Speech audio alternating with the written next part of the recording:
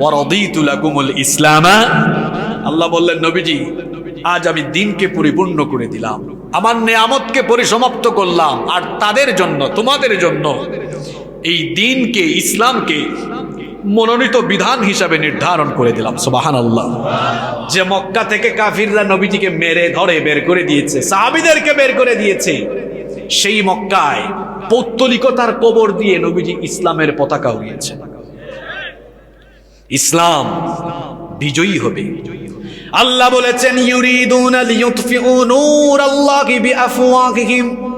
কাফিরেরা চায়, ইসলাম বিরোধীরা চায় তাদের মুখের ফুৎকারে দিয়ে দ্বীনের আলোকে নিভায়া দিতে।